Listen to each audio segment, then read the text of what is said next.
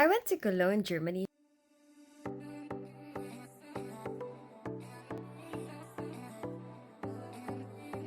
When the COVID thing was starting to die down a bit, because I like traveling a lot, I've always looked at where I could go to, what's on the green list, checking out that particular country's COVID rates to see whether what will be the chances of it going into an orange list or a red list. Germany was on the green list, so I've been checking out Germany for some time. Eventually, it didn't really matter because it seemed like now, well, when I traveled, there was only a red list anyway, and they have different rules for the red list, and then everywhere else is basically a different set of rules.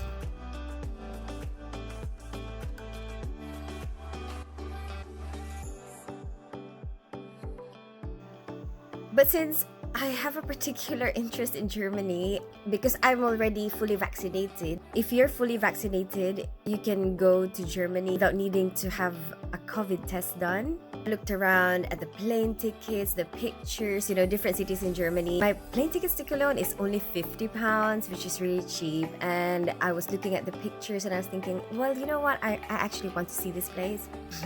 So because I'm fully vaccinated, all they needed from me was to fill up the passenger locator form going into Germany. You have to go to the DEA website for this.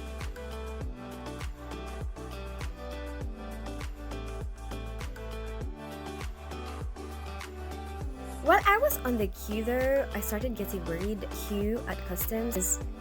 I heard them asking the guy in front of me, have you got cash on you?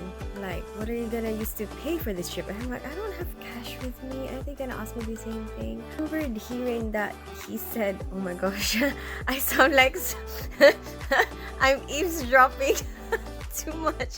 But don't you do that? Like, you kind of check out what they ask the person in front of you so that you'll be ready with your own answers and like with your own stuff that they might ask me. I want to get it ready. This guy was staying with a friend, and so maybe you get asked more questions in that case, because when it got to me, all he asked was, okay, where are you staying? And then I showed him my booking with booking.com, the confirmation on the app on my phone.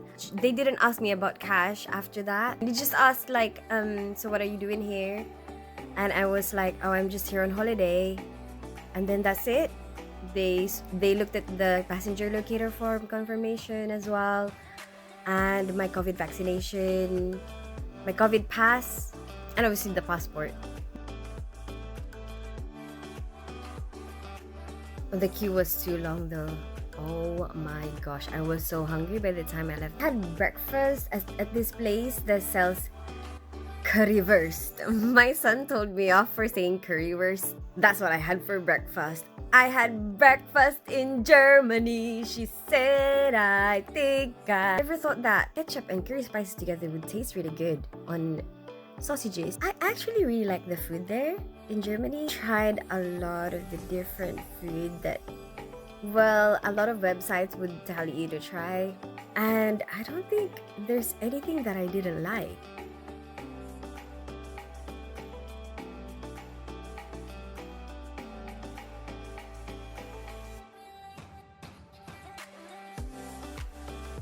I had Haxen, which is pork knuckle. It sounds like it's not gonna be nice, if you think about pork knuckle, but it's actually really good. You really, really have to try it. Well, if you eat pork.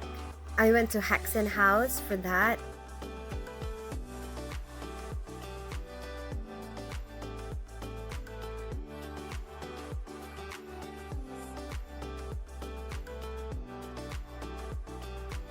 Oh, you gotta try Haxenhaus. Everything I have eaten there was really good.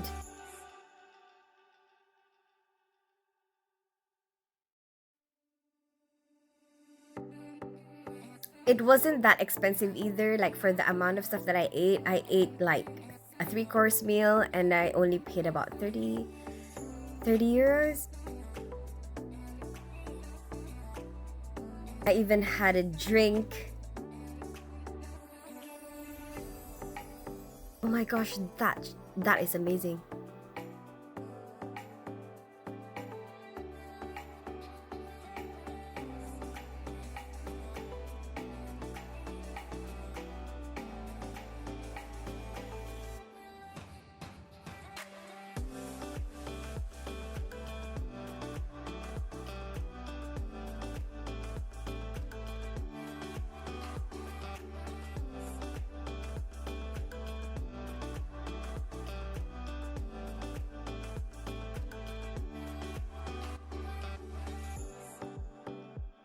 I had the cake slash pie, cherry sauce, chocolate cake slash pie, and also had the apple pie slash cake. You have to try that too. I think in general, German food is underrated. I think their food is really good. Even get me started with their mustard. I tried this mustard and it blew my mind. I brought some home with me. Why is German food not that popular? And I have a theory. Maybe it's because you don't remember the names. Seriously, because I can't even remember the names of the food that I have eaten. I just know what they are. Coffee is gonna be good anywhere you go in Germany. Apparently, meat and cheese are gonna be good there too.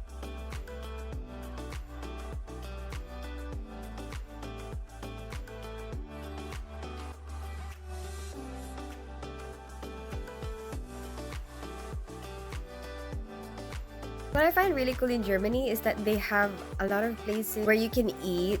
They have charging ports underneath the seats. Flights going there is early in the morning and flying back here is late at night. It seems very common for people to just be walking around with their hand carry.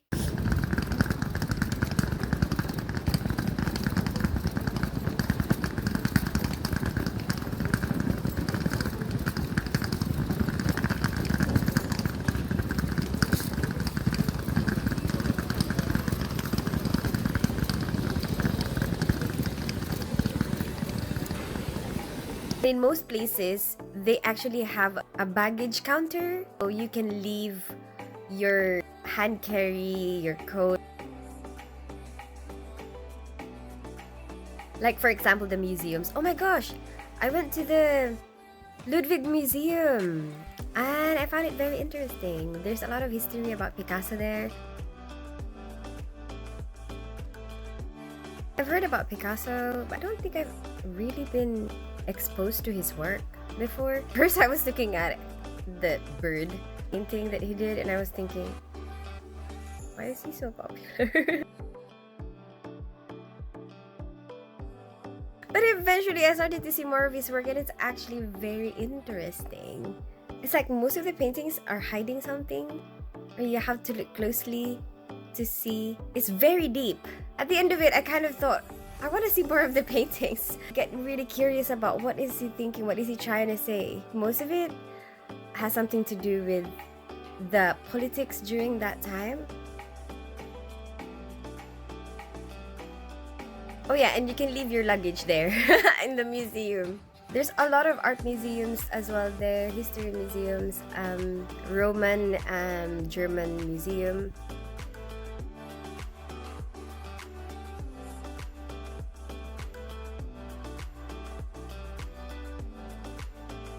And then there's a transition from historical art going into modern art. I think towards the modern art part, I started to get hungry and I was losing my attention. I was like, oh, I want to go and eat now. I still had to catch my flight. But you know what? I didn't get to try the Kolsch because I'm allergic to beer, so I was scared. I put it off for later until it was my flight time. And my allergy does not involve headache, dizziness, and vomiting. No, it's actually a rash. So it's not just me being drunk, okay? It's an actual allergy. I hope you like this video. Give it a thumbs up if you like it, share it with your friends, and subscribe to my channel. I'm a ninja without a name. Don't fall in love.